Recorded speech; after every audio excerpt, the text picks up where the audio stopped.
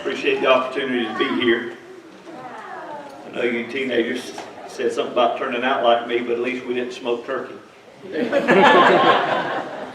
But what we did do is we had dinners that we sold because we were going on choir tour, and we sold dinners. And Miss Patty and them headed that up. And I hate to tell you this, but every time we had a dinner, we had those yams, those little candied yams that were the circle one. We still have those. And I was in college, and I was somewhere, and this lady was peeling sweet potatoes. And I said, what's wrong with that potato? She said, this is sweet potato. And so for the longest time, forever, I don't know why I grew up here in the country, I thought they colored those things and just sweetened them up a little bit. Again, I appreciate the opportunity to be here. And 2 weeks ago, Monday 2 weeks ago, Brother Sonny called, or Mr. Stewart, is how I call him, called and asked if I would come and speak at homecoming. And when I get to see him again, I got a bone to pick with him. You know, some people go great extremes not to show up to listen to you preach, you know. And I was telling that to my children and my wife before I came, and they kind of cringed. I said, he would appreciate that. Yes. He would appreciate that. And the neatest thing at the end, it was a short conversation, and I said, what do you need? Is there a direction you want me to go? He said, just whatever the Lord lays on your heart. And at the end of the conversation, he said, I love you. Love you. And so a lot of emotions came when he asked, and then, you know, and then what happened last Saturday, and all flooded through because, see, I'm from here. I'm from here. And usually, most time when homecoming comes around, you will have a pastor who has served on church staff that will come back and fill the pulpit. I've never served on church staff. This is my first time speaking, or my third time behind this pulpit preaching. One time was my very first time, and I think I had y'all turn to half the Bible and read a bunch of scriptures. At least that's what they tell me happened. And then I've done homecoming one other time. It's been a while. My mom reminded me, but it's been a long time ago. But I'm from here. I'm from St. Mary's, not Kings Bay. I'm not mad about it, but I'm from St. Mary's. You know, a lot of times I go places and they'll say, where are you from? I'm from St. Mary's. And they won't get it. And I say, well, Kings Bay. Oh, I know where that's at. But I'm from St. Mary's. I'm from here when the elementary school was lined up behind the cannon. When the high school was across from the Wildcat. When the Hardee's was basically the only fast food option around. When visitors came to town and said, what's that smell? And I would just repeat what my daddy said, smells like bread and butter to me, son. Smells like bread and butter to me. When the grocery store was Roland's. Yes. And for the longest time, Mr. Sterling kept his little store open right over here on the corner as long as he could. Before the Pink House was the Pink House, and definitely before it moved down the block. When the white building across the street was just basically storage, and you were scared of what you might find when you went in there. You know, some funerals might have went wrong. They might end up in there. When the youth met in a house back here behind the church. It's a house back here. I guess it's underneath the children's wing right now. When the sound booth was in the balcony. And when Miss May Steedley was at the piano. Not over here. So I'm from here. From here. And you've heard people say, especially when you were growing up, your parents might say, hey, don't forget where you come from. Don't forget where you come from. And I think in Joshua chapter 4, verses 18 to 24, Joshua is basically telling the nation of Israel, he's saying, look, don't forget where you came from. don't forget where you came from. And so leading up to the text, just a bit of recap. If you remember way back when God made a promise to Abraham, and part of that promise was, you're going to have a land for the people. We would know that as the promised land. And so he confirmed that in Isaac. He confirmed that in Jacob. And then we see the nation of Israel being enslaved in Egypt. And then God raises up Moses to lead them out towards the promised land. And as he leads them toward the promised land, you remember they were disobedient, so they had to wander for 40 years before they got there. And there are a lot of things that happened and took place in there. And then it came to the point where Joshua had the opportunity to lead the people into the promised land. And so they come to the Jordan River, and God parts the Jordan River at flood stage, and all of the nation of Israel passed through the Jordan on dry land. And they set up camp at Gilgal, and this is where we put in for our text in verse 18.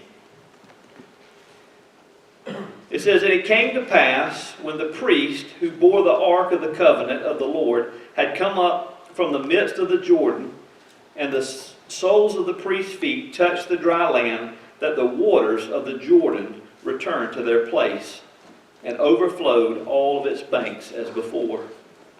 Now when the people came up from the Jordan, on the 10th day of the first month, they camped in at Gilgal on the east border of Jericho. And those 12 stones which they took out of the Jordan, Joshua set up in Gilgal. Then he spoke to the children of Israel, saying, When your children ask their fathers in time to come, saying, What are these stones? Then you will let your children know, saying, Israel crossed over this Jordan on dry land. For the Lord your God dried up the waters of the Jordan before you until you had crossed over, as the Lord your God did to the Red Sea, which he dried up before us until we had crossed over, that all the peoples of the earth may know that the hand of the Lord that is mighty, that you may fear the Lord your God forever." And so they set up, in a sense, their beachhead, their headquarters in the promised land. And Joshua sets up these 12 stones, and he says, listen, this is a reminder of where you came from. Every time you look at those stones, there's some things that I want you to remember. One, I want you to remember that God keeps his promises. That way back in the day, he promised Father Abraham that we would have this promised land, and we are here. God keeps his promises. I want you to remember how we were enslaved in Egypt and the mighty things that God did to deliver us from the hands of the Egyptians. He says, I want you to remember how, even though we wandered in the wilderness, how he took care of us while we were there. Even though we jacked things up, he still took care of us. He said, I want you to remember God's mighty power of just what happened, and how we came to the Jordan at flood stage, and he held back the water so that we walked through, not through the mud, but we walked through on dry land. I want you to remember, and I want you to remember all the things that God has taught us. And then, when your children ask, hey, what's those stones about? What's it to you? I said, I want you to share with your children all the things that God has done. I want you to remember where you came from so that you can tell your children. And so I was thinking about the last couple of weeks coming here, and I thought if we were riding through St. Mary's, and we came past the church, and my children said, hey, Dad, that's your church right there, isn't it? That's where you're from. That's where you're from. And so, what's it to you? What's it to you? And I'd first have to say, well, I actually started at a Methodist church just for a brief time. Kind of like the guy who was walking along and he saw this young boy selling puppies. And the little boy had a sign out there that said, Methodist puppies for sale. A couple of weeks later, he walks by and the kid still got some puppies, but it said, Baptist puppies for sale. The guy got curious, obviously, and he went over and said, a couple weeks ago, I walked by here, these Methodist puppies, now they're Baptist puppies. And the little boy said, looked up and said, yeah, that's before they had their eyes open. And so, now I've offended all the Methodists in the room. My dad being one of them. And so I was there for a brief time, and then we came here, and I live right down the street. But I was thinking, what would I tell my children? Well, the first thing I would tell them is this is where I made my profession of faith. And I followed through in believer's baptism. This is where I understood that I was a sinner that was in need of a Savior. And I remember I was third grade, and so during that time, Brother John wanted to make sure that I understood the kind of decision that I was making, and so he asked me to come by and stop by his office, and I sat up in his big chair and explained to him the best I could that I knew that I was a sinner, and I knew that Jesus came and paid the price for that sin, and I knew I needed to place my faith and trust in Him, and I knew I needed to follow through in baptism to the best I could at 9 years old. And evidently he was satisfied, and I followed through, and he baptized me right here. I'd say that's where I made my profession of faith. Then I'd say, well, this is also where I was taught the Bible. There's a lot of churches now, and we have teenagers and young people coming up. They don't know the Bible.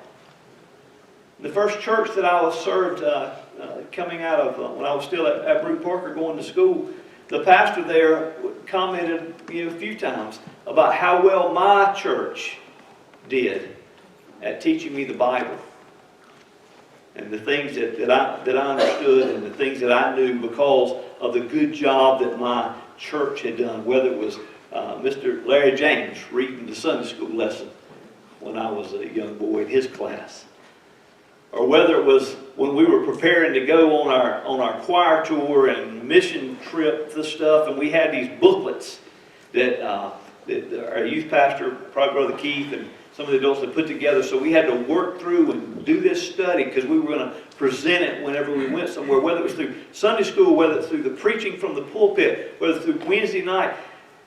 This is where I learned the Bible.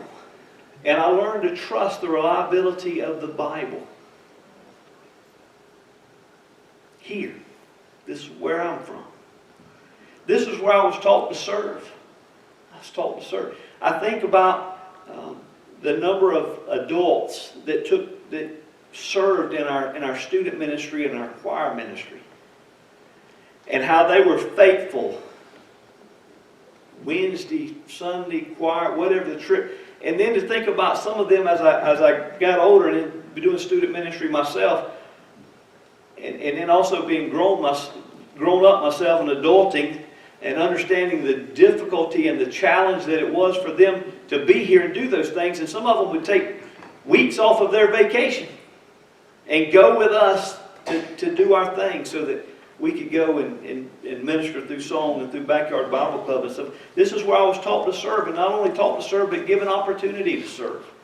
Now, through Backyard Bible Club, Vacation Bible School, I helped out in the nursery. Miss Marie hated when I stopped by the nursery when I wasn't supposed to be in there, because I'd go in there and get all the kids riled up, and then I would come to big church. But this is where I was taught to serve and be active in my church, in my local church, and I am that now. This is where I was taught that it was more about the kingdom than it was the kingdom of First Baptist Church. And you say, well, that's kind of... And I was young. I've been in church world long enough to know that there are things that go on that you don't want to know. There's an underbelly, and there's stuff that goes on. But you're oblivious to it as a teenager, so you don't really know if stuff's going on. But we had a youth choir that met on Mondays. And it met on Mondays because there were teenagers from all over the county that came to the youth choir.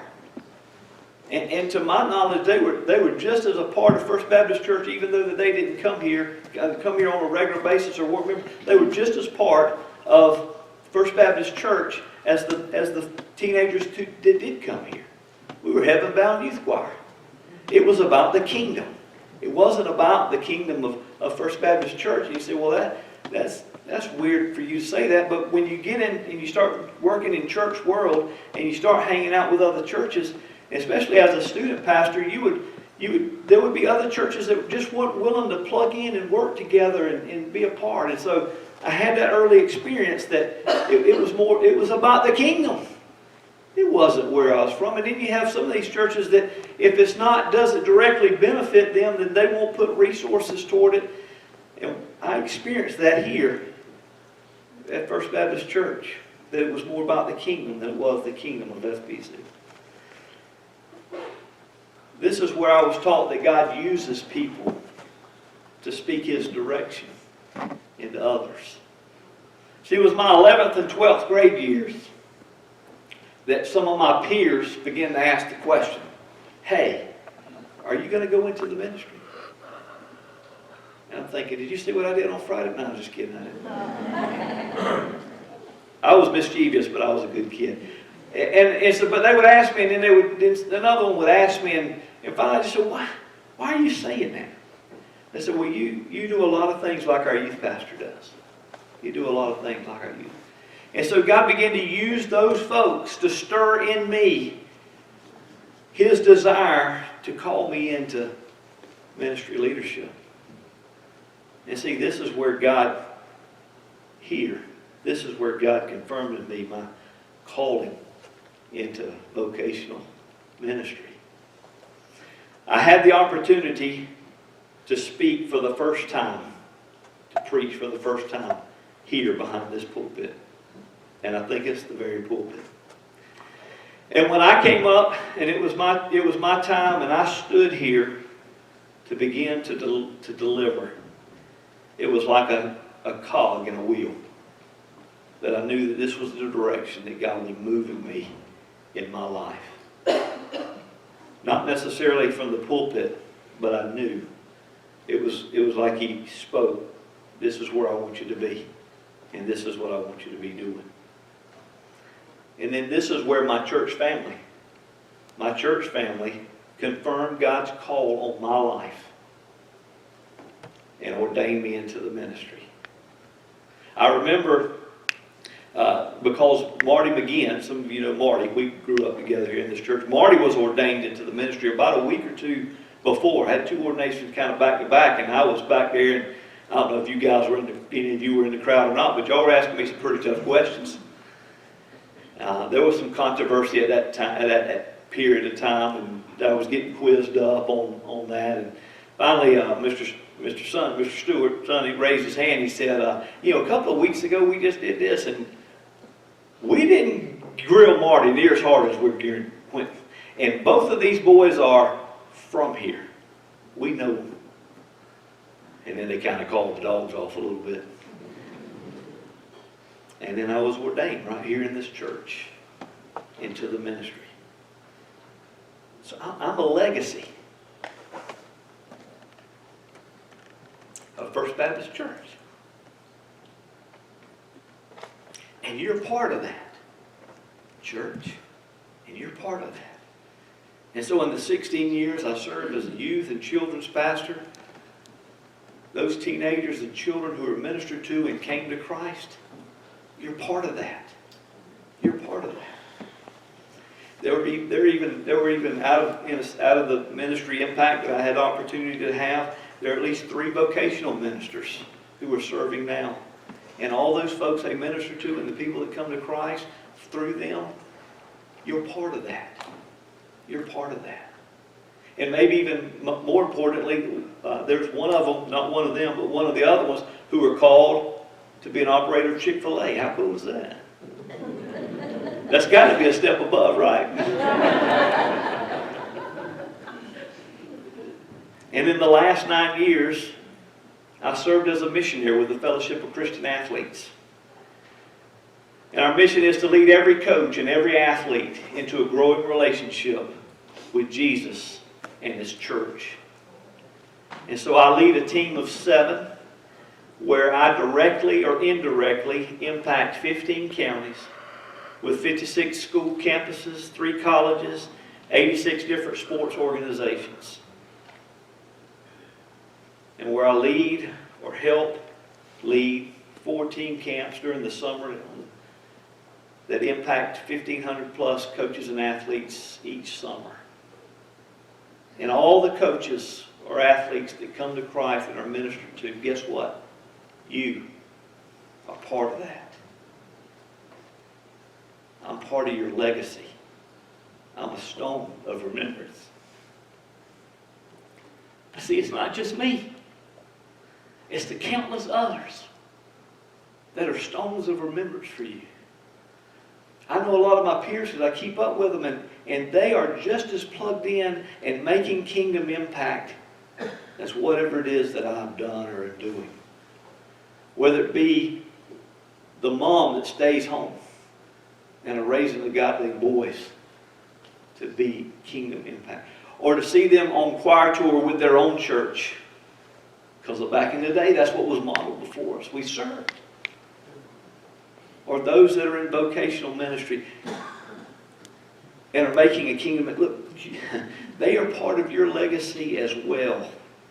And listen, on behalf of all those who are from here,